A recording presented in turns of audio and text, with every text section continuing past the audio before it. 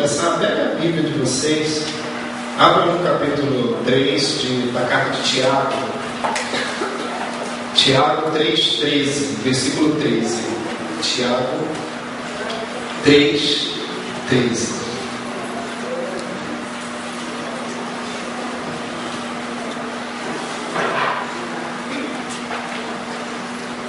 E no retiro de santidade, onde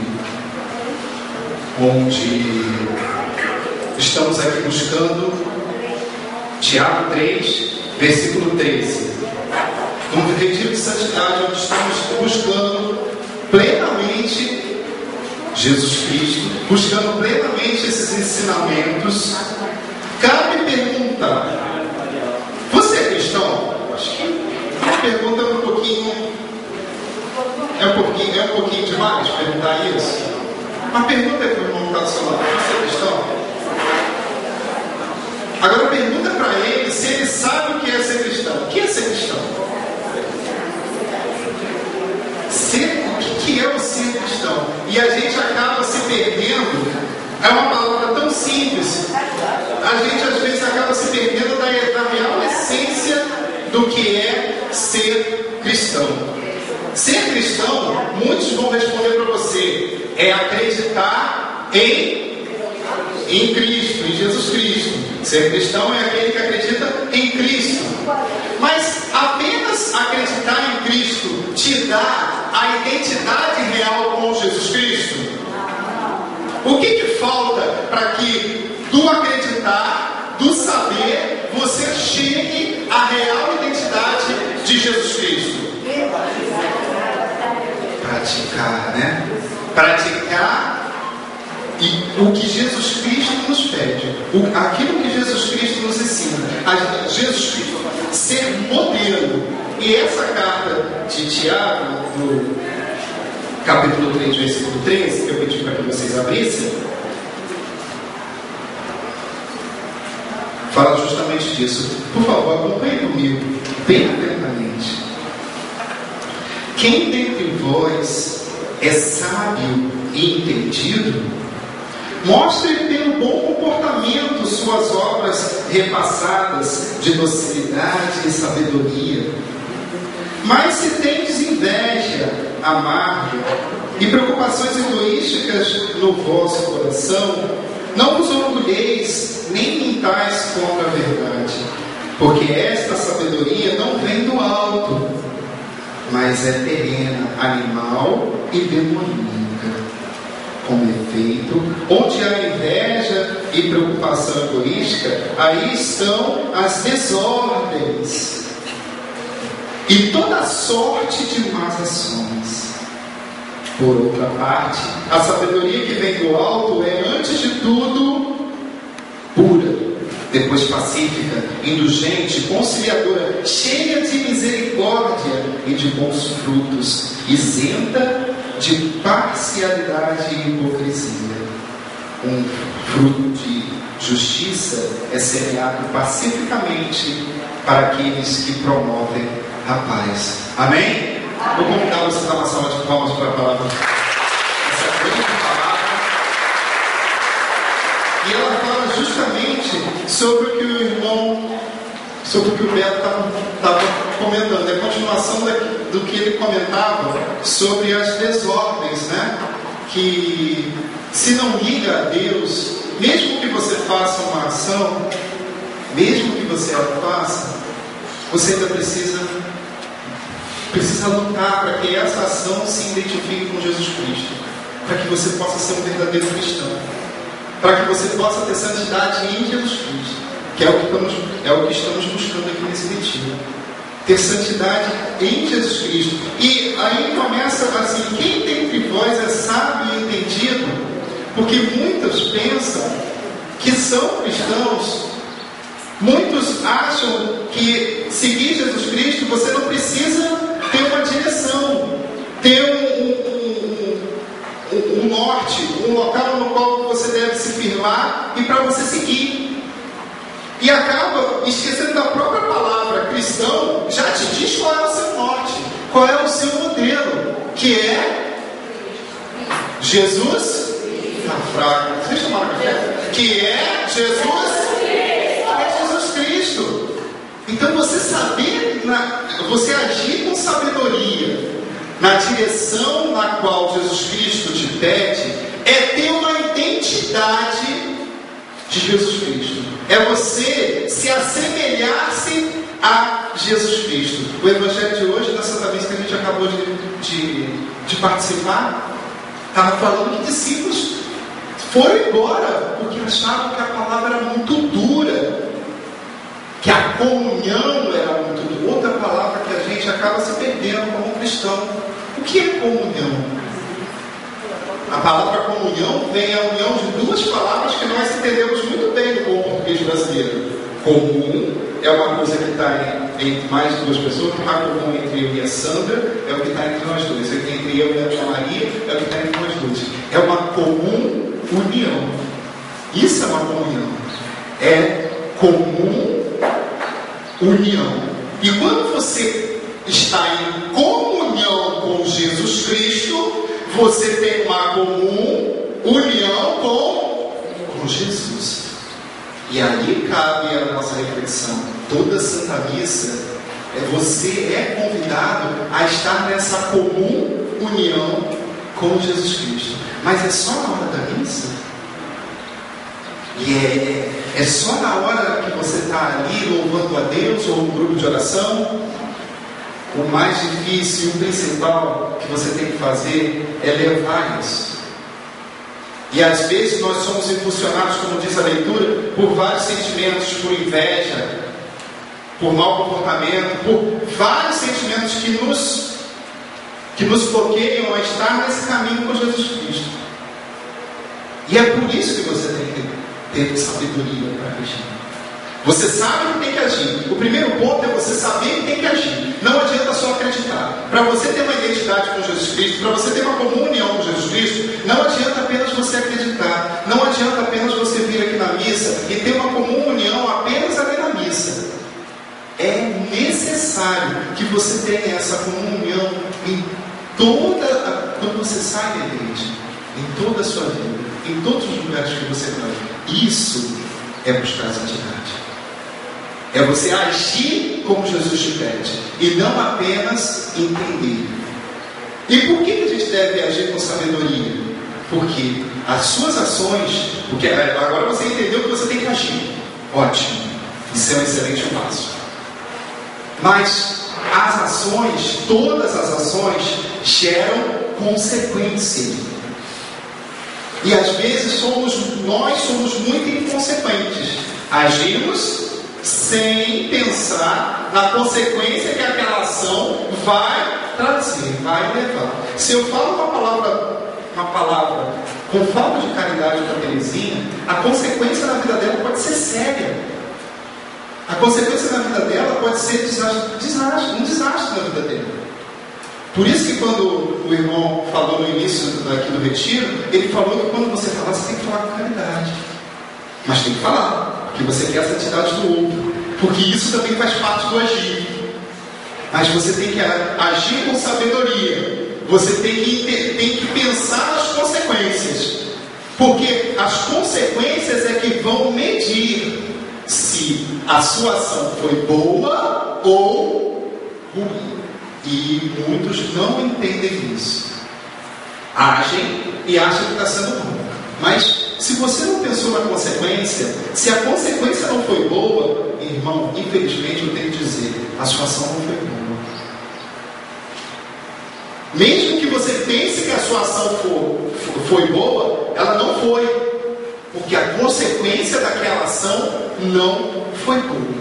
Então, as consequências é que medem se a sua ação foi boa ou ruim. E qual é a consequência que nós temos que visar?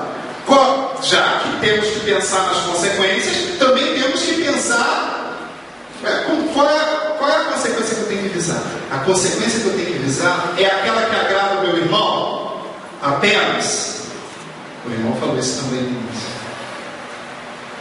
A consequência que eu tenho que visar é aquela que agrada principalmente a Deus.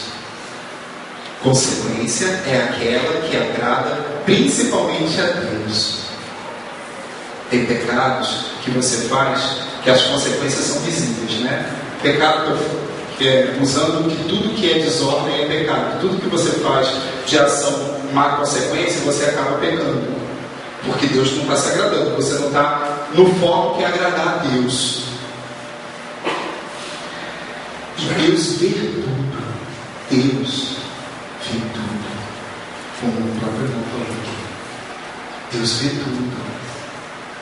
Então você tem que medir. Tem pecados que Deus está vendo. Tem pecados que você faz que é público, né? Que as pessoas sabem que você está pecando. Mas também tem aqueles pecados particulares, aqueles que só você sabe que você fez, só que você sabe que você pecou. Esse, é por causa desse também que você deve prestar atenção em agradar a Deus e não ao outro. Muitos acham que isso não é pecado. Eu não fiz mal a ninguém. Pera lá, você agradou a Deus? Essa deve ser a sua pergunta da sua ação. Porque você pode pensar que você não está pecando, mas você está. Por quê? Porque você não está agradando a Deus. Às vezes você está agradando o irmão e não está agradando a Deus. Então isso é pecado? É. Você está fazendo uma coisa boa? Não. Mesmo que você esteja agradando o irmão, mesmo. Porque a sua consequência tem que ser, em primeiro lugar, agrada a Deus, agrada. Aí você pode pensar, agrada o irmão. Mas primeiro agrada a Deus. Às vezes você tem que falar uma palavra dura para o irmão, com caridade. Mas se agrada a Deus, se leva ele a Jesus Cristo, se leva ele a ter essa identidade com Jesus Cristo, excelente, você fez uma boa. Faz com caridade, mas você fez uma boa ação. Porque Deus vê tudo. Tudo que você, todas as suas ações, positivas, negativas, e principalmente aquelas que você poderia fazer, aquelas ações que, além, tem umas que levam para consequências positivas. Essas são ações positivas. Tem ações que levam a consequências negativas. Essas são ações negativas. Mas também tem aquelas ações na qual você não faz e poderia fazer. Tem momento propício para que você faça uma boa ação, uma coisa que agrada a Deus, o ambiente está propício e você não faz, também é pecado, porque você deixou de agradar a Deus, é pecado de omissão. Você deixou de ali agradar a Deus. É difícil às vezes falar de Jesus Cristo no trabalho, no colégio, é difícil, né? É difícil porque muitos não acreditam. Mas quando você tem uma excelente oportunidade de fazer, quando a pessoa, igual teve um colega meu que me perguntou o que é Corpus Christi. Muitos não sabem o que é o feriado de Corpus Christi. Eu expliquei o feriado de Corpus Christi para ele, porque ali estava um ambiente completamente propício para eu anunciar Jesus Cristo.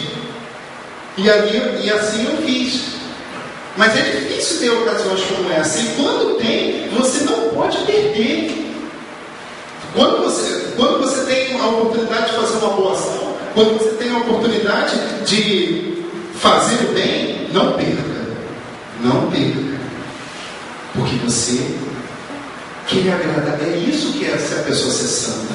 É a todo momento estar querendo agradar. Quando você ama muito o seu pai e sua mãe, quando você ama muito o seu pai e sua mãe, o filho, né, bem pequenininho assim, ele não quer de jeito nenhum magoar o pai e a mãe. Vocês já perceberam? Quando você fala, tem criança, que quando você fala mal com o pai, ela chega a ficar com raiva de você.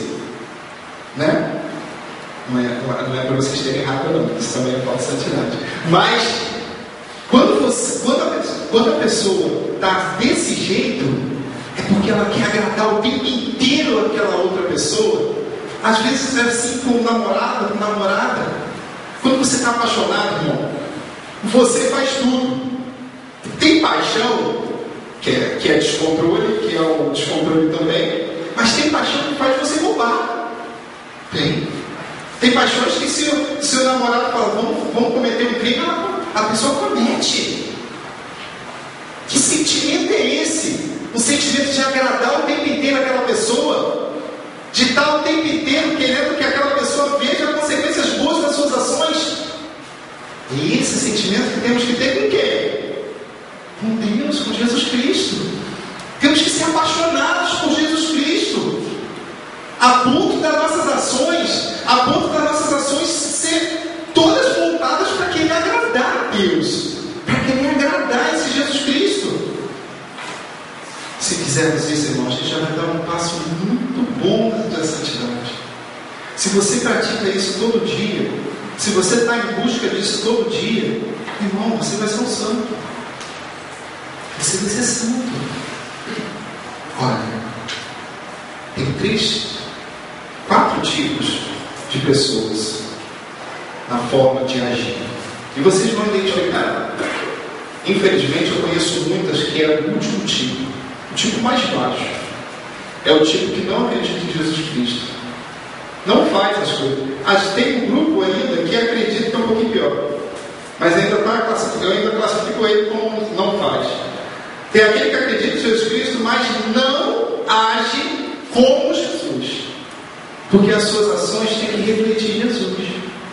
As pessoas, quando olham para a Sandra, têm que ver Jesus. E é assim, irmão, está sendo. Às vezes você está nesse último grupo. O grupo que não age como Jesus. Esses estão incluídos os ateus, as pessoas que não gostam da mensagem de Jesus, esses que fugiram, que acham que a mensagem é muito forte.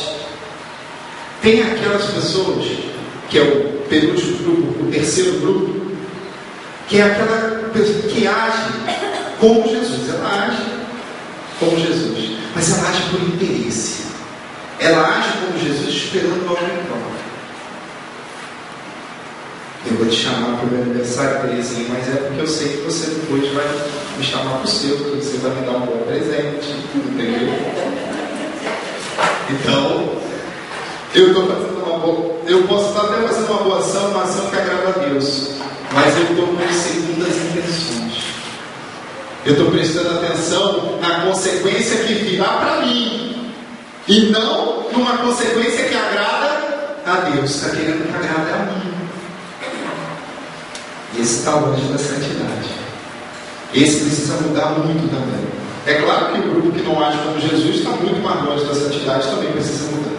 O segundo grupo é aquelas pessoas que agem como Jesus, se doam, mas elas fazem isso com peso, mas aquilo é tão difícil para elas. É difícil. Às vezes você tem um parente doente na sua casa, que você precisa cuidar. É uma boa ação, você está agindo como Jesus Cristo, mas isso te dói tanto.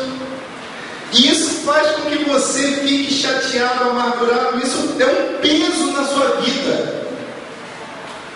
Essa está próxima da santidade. Ela ainda não é santa, mas ela está próxima da santidade. Porque ela age como Jesus. Não tem interesse. Ela age como Jesus. Apesar de doer, essa dor serve para limpar um pouco o coração dela.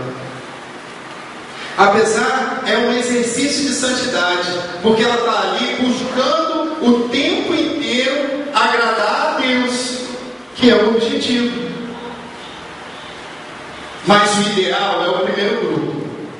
É aquele que você age como Jesus Cristo e se doa sem peso. Não é um peso você fazer as coisas de Jesus. Você agir como Jesus te pede não é um sacrifício. Você age de todo o coração e com toda a sua alma. E aí quando você age dessa forma, irmão, quando você conseguir, porque quando você vai agindo como Jesus, mesmo com dor, esse processo vai limpando, daqui a pouco a dor vai diminuindo, a dor vai diminuindo, e você vai chegar num ponto que você vai se doar para Deus e você não vai doer. E é isso que Jesus nos pede, para que a gente haja como Ele pede, mas que não doa. Será que vocês conseguem recordar alguma coisa que vocês fazem para Jesus e que dói muito? Tem gente aí que lembra de muitas, né?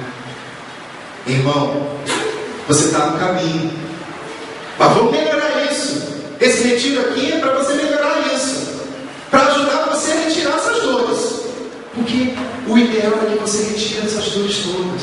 Você quer ver uma coisa que é um peso? É pesado, mas é a maior característica do cristão.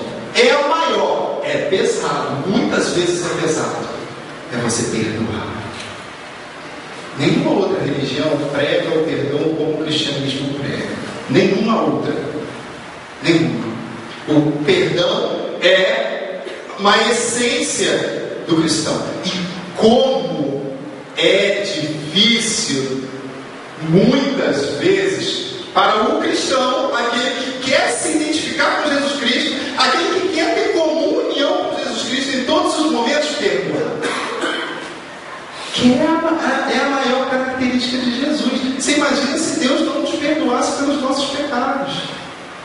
Aliás, diga-se de passagem, rezamos no Pai Nosso, perdoai as nossas ofensas, assim como nós perdoamos a quem nos tem ofendido. Olha só, essa é a característica. Jesus perdoa, você também deve perdoar. O que falta para você perdoar? É dar um abraço naquela pessoa? Imagina a pessoa aí que é difícil você perdoar. Dói, né? Dói só de pensar em dar um abraço nela. Mas é uma dor que vai te levar à santidade. E você pode ter certeza, depois que você der esse abraço, a sua dor vai diminuir. Pode ter certeza. E mais, não vai diminuir essa dor apenas em perdão, não. Vai curar outras áreas da sua vida. Vai ter dores diminuindo em todas as áreas, para que você busque agradar a Deus o tempo inteiro. Para que as suas ações, para que você haja e que haja com ações de agradar a Deus o tempo todo. E aí, irmãos, quando você conseguir isso, conseguir que esse perdão seja em todas as áreas, em todas, mente, coração, pessoas que estão distantes ou que te abandonaram, ou então pessoas que fizeram mal a você, não importa a área, você está se identificando com Jesus, você está em comum união com Ele. Aí as pessoas vão ver Jesus em você. Quando as suas ações forem idênticas às de Jesus, e quando você fizer isso sem dor, não for um peso para você, Jesus, as pessoas vão ver Jesus em você. E eu acho que é isso que todos nós estamos buscando aqui. Sim ou não? Sim. Está fraco? Sim ou não? Sim. Quando a gente conseguir isso, a gente vai conseguir o que Pedro conseguiu: levantar o morto. A gente vai conseguir ter tão pleno o Espírito Santo, que você vai chegar perto de uma pessoa e vai conseguir dar uma palavra para ela maravilhosa, que vai tocar profundamente o coração dela. Quando você conseguir isso, irmão, você vai estar muito. Porque isso não é você não vai conseguir um estágio assim. Você vai ter que lutar para manter esse estágio. Porque o inimigo vai a todo momento querer que você pare de agir agradando a Deus. Então, quando você conseguir, você ainda vai ter que lutar muito para manter.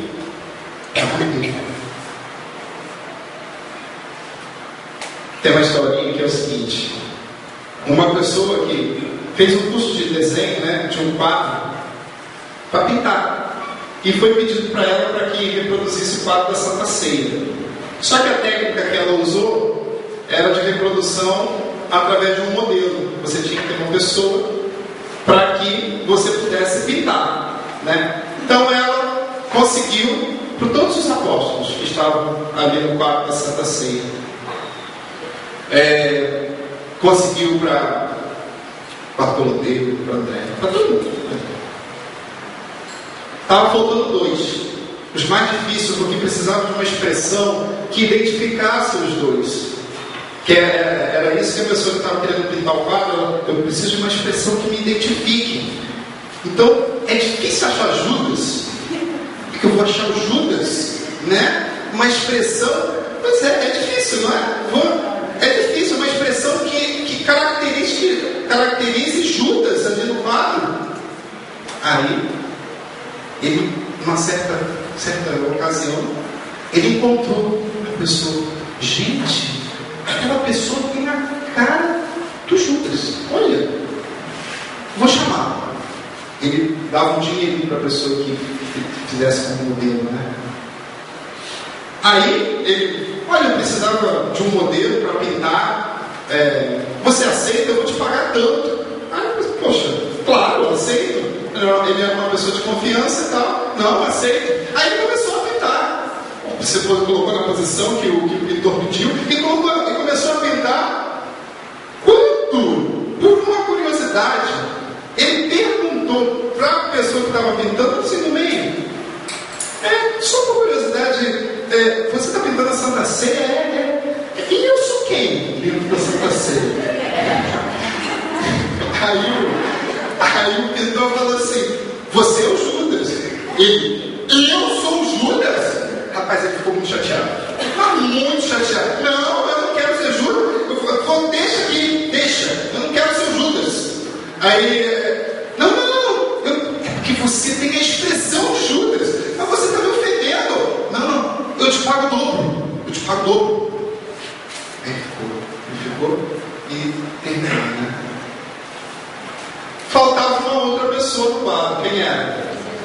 Jesus. O que também é uma outra expressão muito complicada. Ele queria uma expressão serena, uma expressão uma pessoa que refletisse Jesus Cristo. E como é que você vê uma pessoa numa festa refletir Jesus Cristo?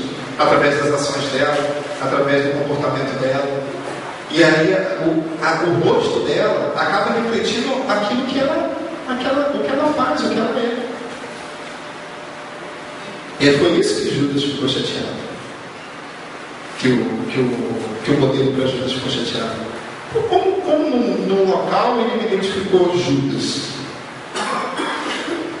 Aí, de novo, num certo momento ele achou uma pessoa perfeita. Uma pessoa perfeita. Nossa, perfeita aquela expressão. Aquela pessoa é perfeita. Novamente no local. Tamanho foi o espanto dele quando descobriu que aquele modelo perfeito para Jesus era o modelo de Judas. Era a mesma pessoa. Que depois de um determinado tempo mudou. Mudou a tal ponto, irmãos. Porque para você ser identificado com Jesus, não é apenas uma fotografia, né? Não é apenas um retrato. É as suas ações, é o que você faz, é o que as pessoas veem de você. Qual é a imagem que você passa quando você está do lado das pessoas que estão na sua casa? É de Jesus? Talvez você não reflita Judas, porque você não vai trair ninguém da sua casa, mas você reflete Jesus.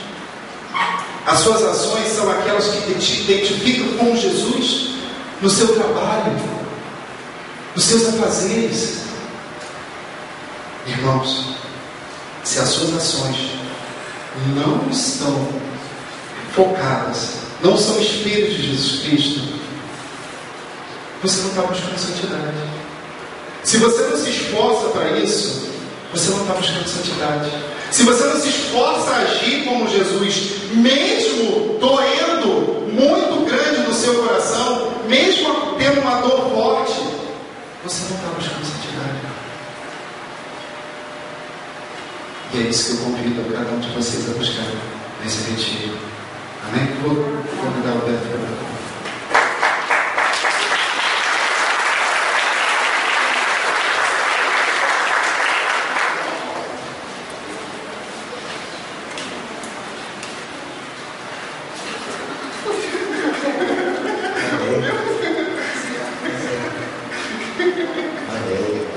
muito bom. Então, para a gente fazer a oração, vamos pegar duas coisas aqui.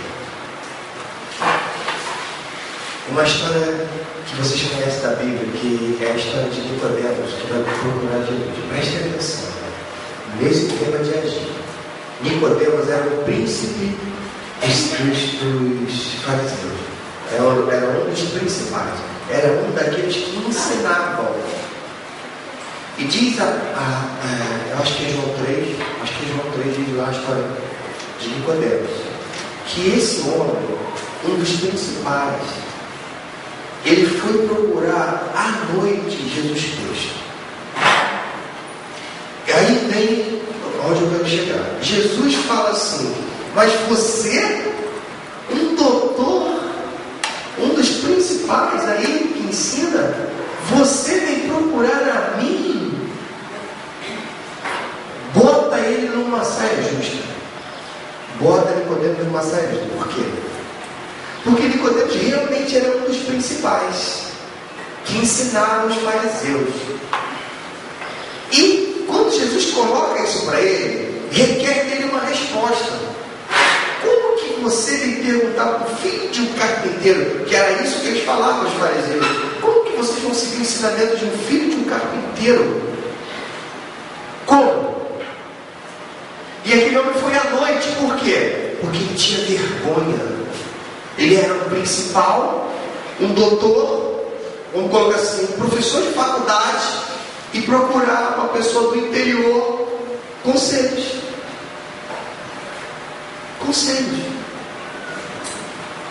E então o que ele quis? O ego, a moral, a vanglória, a altivez ou o orgulho mesmo dele não permitia que ele fosse verdadeiro para buscar Jesus durante o dia e falar assim: vem cá, meu filho, me ensina aqui. Não tinha como, porque as coisas sociais, a posição que ele chegou, o impedia de ser humilde o suficiente de ver a autoridade, uma grandeza em alguém, uma igualdade ou uma superioridade divina numa pessoa, e ir até ela e pedir: me explique isso. Isso é grandioso. Então o que ele fez? É o que a gente faz. Vamos à noite, vamos escondido. É assim.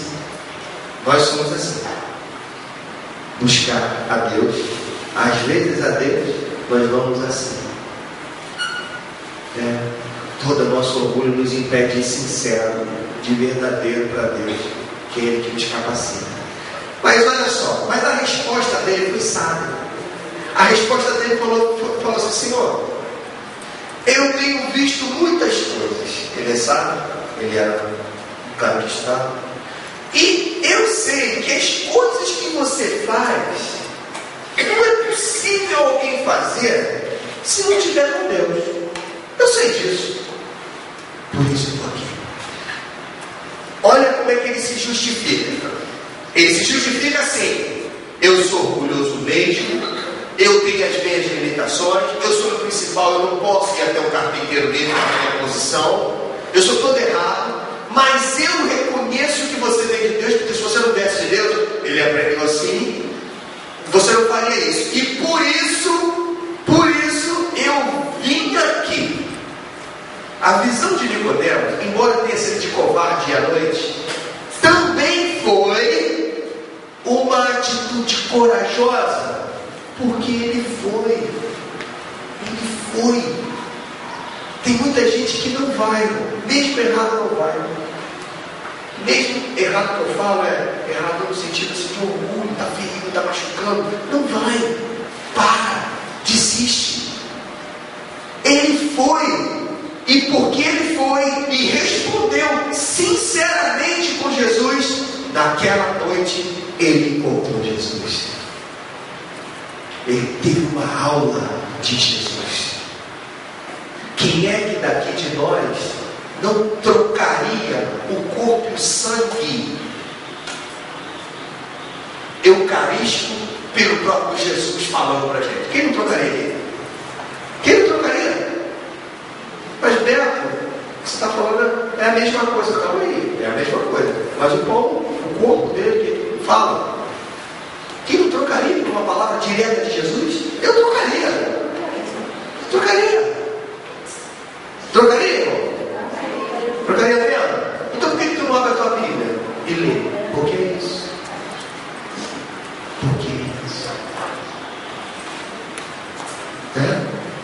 Se você meditar.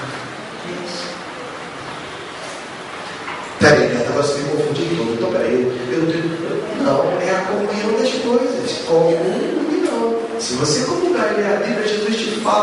você já experimenta Ele. É sabedoria de Deus. O que adianta você comungar se você pensa que é pão?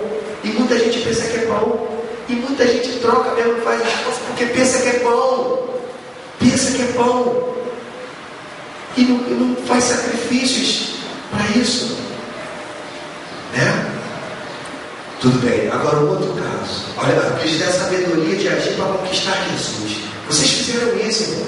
Com certeza tem gente aqui que não gostaria de estar aqui. Com certeza. Vieram duvidosos. De repente alguém pagou para você estar aqui, porque vai ser bom para você. Você não veio com a tua. De repente você veio cheio de dúvidas. Mas você veio. Quando você vai na missa, tem um jogo, tem isso, tem visita, tem isso, tem aquilo. No domingo, eu não digo que eu tenho que lavar minha roupa, passar. Tem sim, desculpa. Mas quando você vai lá e fica lá com aquela cara trombosa, você fica na cara, Pai, Filho, Espírito Santo, vai embora, né? Assim que a gente vai para a missa, bora. Mas você foi. Mas você foi. Mesmo na precariedade, quando você tiver um encontro com Ele, você vai diferente. O que falta é a gente buscar esse encontro com Deus. E esse encontro ele se concretiza através de atitudes sábias.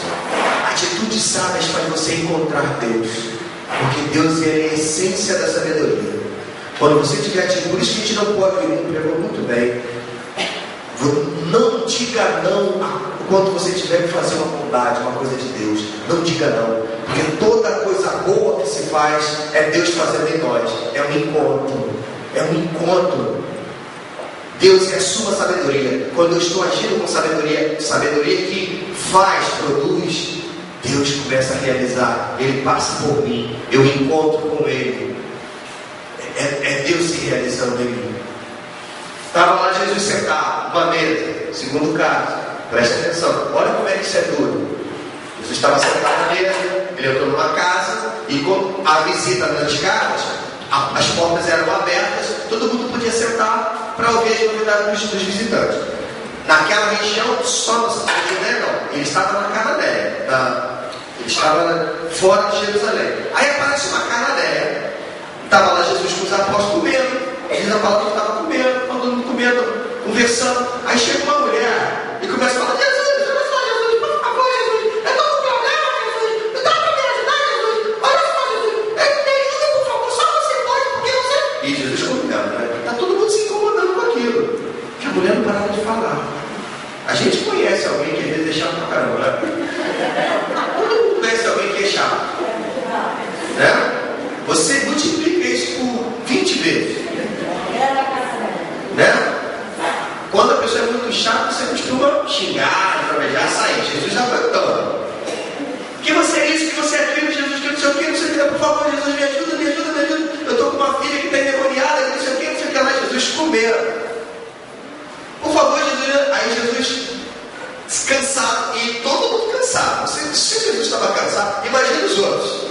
Jesus estava cansado, não falei essa palavra, não, eu estou inventando. Ele vira para ela e fala assim, que está todo mundo perdendo a verdade, a pessoa pensa, estava pensando, está toda essa mulher. Ah, não, estava pensando isso também não.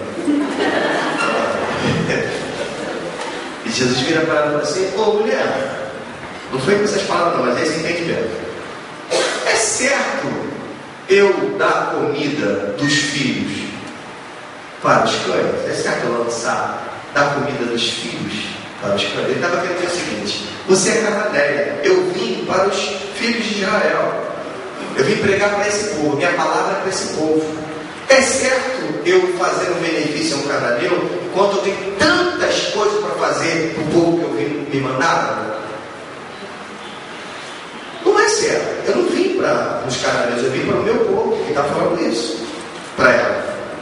E continua a comer. Continua a comer. Ou seja, Jesus foi duro. Você imagina uma mulher que está com uma filha com demônio. Ninguém ajuda. Ninguém quer saber disso. Ela desesperada, vê que Jesus passou ali quando a gente tem alguém doente, a gente não tem um socorro. A gente se humilha, a gente se raiva, a gente faz de tudo para resolver o problema daquele que a gente está passando, porque é um perigo de morte, é uma coisa muito ruim, né? E Jesus lá, cadê o amor? Cadê a caridade? Cadê o amor? Cadê a caridade de Deus? Nesse momento, pode ler lá na Bíblia. Jesus estava fazendo atos de sabedoria. Ao mesmo tempo ensinando seus discípulos, ao mesmo tempo ele sabia o que aconteceria com aquela mulher. Aí a mulher vira para ele e fala assim: já não estão lamendo, não de gritaria, e fala assim: Senhor, até os cachorros comem as migalhas que caem da mesa dos seus donos. Eu imagino que naquele momento Jesus devia estar com pão de mortadela comendo. Ele para, mortadela, né? Ele para, cai uma lágrima, fala assim: passei o limite, tá bom aí. Vira para ela e fala: vai, toma, ele já está curado. Com ato de sabedoria, de palavra, tocou o coração de Deus e ele foi tão forte que ele curou a mulher à distância. Tem gente que traz, quando a pessoa está demoniada, tem que ficar debaixo do Santíssimo. Não chega debaixo de estar na porta, não. Tem que ficar debaixo do Santíssimo. O Santíssimo tem que tocar na pessoa, né? Para curar. Bastou uma palavra sábia que Jesus à distância, nem viu a menina, estava curada. A sabedoria move Deus. Se você tem uma atitude, palavras, ações que edificam, que dignificam a Deus, que faz Deus ficar no lugar dele, de Deus, o céu se abre para nós, irmãos. Deus se faz presente. Atitude é isso. Não é atitude boa só com o irmão, é com Deus. É com Deus. Olha o lugar dela. Olha o lugar dela. Uma migalha, ele está falando assim: uma gota da tua graça para mim me basta, Senhor. Não precisa de mais nada, só esse favorzinho. Não precisa de mais nada, você pode. Isso não é nada para você, isso é migalha para você. Isso nós temos que ter, essa sabedoria nós temos que ter. Né? Presta atenção, gente. Vocês acreditam que Jesus nasceu mesmo do Espírito Santo? Vocês acreditam mesmo nisso? Acreditam? Vocês acreditam mesmo? Veio o Espírito Santo do nada e engravidou na sociedade. Vocês acreditam nisso? Só isso já basta para a gente ser curado. Se você acredita que do nada Deus criou Jesus, por que a gente tem problemas na vida de fé? Por quê? Porque a fé nisso basta para curar tudo. Acreditar que Deus veio basta para experimentar a nossa fé. Então a resposta vem o seguinte: só existe uma razão para que eu não tenha uma vida, então porque eu acredito, né? Nós acreditamos nisso. Então só tem uma resposta por que não acontece nada na nossa vida. É porque eu não experimento o que eu acredito. E não uso isso com sabedoria. Eu não faço com sabedoria. Por isso que não acontece nada, porque eu não faço. Eu não faço aquilo que eu acredito. Então não se realiza. Outra coisa que o irmão falou muito bem: coisas de Deus é eterna, se eterniza. Essa semana eu estava ouvindo a pregação do Padre Léo. Eu sempre, perto de Retiro, costumo ouvir a palestra do Padre Léo, do Fábio de Mello, principalmente relacionado aos temas, né? E o Padre Léo estava contando uma das pregações dele, assim, que ele veio lá do Biguá, lá do interior, era o interior do interior de Minas Gerais. Ele falava assim: gente, lá as coisas são bobas, são muito bobas mesmo, boba mesmo, boba. Eles acreditavam que quando passavam no avião por cima da cidade, o avião trazia filhos. E era uma preocupação, então as crianças todas corriam para debaixo das camas para não ver o avião. Por exemplo, só a família dele tinha 12. Imagina, com o avião passado tinha mais um. Né? Então, era um problema. Mas ele conta assim, que as crianças foram estudar, aprender catecismo. E na primeira aula que eles foram aprender, a professora falou assim: hoje nós vamos aprender, no primeiro dia de aula, o que significa Deus. Quem é Deus? Aí dizem que as crianças, né, fizeram muito boas, né? Enchiam o peito de né? Nossa, vou aprender quem é Deus. Nossa, vou aprender quem é Deus. Então as pessoas ficaram todas, meu Deus. Aí a professora falou assim: Deus é um Espírito perfeitíssimo e eterno, Criador de todas as coisas. Quando eles, diz Padre Léo, que quando a professora falou isso, eles gelaram. Deus é um Espírito perfeitíssimo e eterno, Criador de todas as coisas. Porque na mentalidade das crianças era o seguinte: Espírito para eles não sabiam o que era Espírito. Estavam aprendendo o que era Deus, mas não sabiam o que era Espírito. Eles associavam Espírito com um cara na cidade que era espírita. E o costume de espírita na cidade deles era que falava que quando o espírito, o demônio, vinha toda tarde tomar um café na casa do espírita. Toda tarde vinha lá o demônio, baixava lá, tomava um café na casa essa era a crença local. E eles acreditavam porque tinha uma mula que quando chegava na frente da casa, ela empacava. Então as crianças acreditavam que naquela hora o demônio estava ali. Então ninguém queria passar por ali. Então quando a professora falou assim, um Espírito perfeitíssimo eterno, eles pensam assim: nossa, isso deve ser um grau superior, Espírito perfeitíssimo eterno. Esse aí, né? Baixar o Espírito perfeito, né? Um grau superior. É isso que eles estavam entendendo. Aí ele levantou uma criança a mão e falou assim: mas professora, o que é eterno? Aí a professora falou assim: é fácil, meu filho. Eterno é o seguinte: vocês imaginam uma igreja, o tamanho de uma igreja, um morro. Imagina um morro. Aí imaginaram. Vocês imaginam que veio um beija-flor, veio voando e todo dia passazinha assim sobre o morro. Aí vem de novo, outro dia passazinha sobre o morro. Aí no outro dia vem um beija-flor e passazinha sobre o morro. As crianças ouviram, né? Prestaram atenção. Aí ele falou assim: quanto tempo levaria para desfazer aquele morro? Aí as crianças: professora, vai demorar muito tempo. Isso é eterno! Isso é eterno! Entenderam? As crianças, diz Padre Léo assim: eu não sei se Deus é um morro ou se é um beija-flor. Né? Eu não sei se Deus é um morro ou é um beija-flor. Ele quis enfatizar que as crianças eram tão ignorantes, tão burras, porque precisavam ensinar o básico antes de ensinar as profundidades.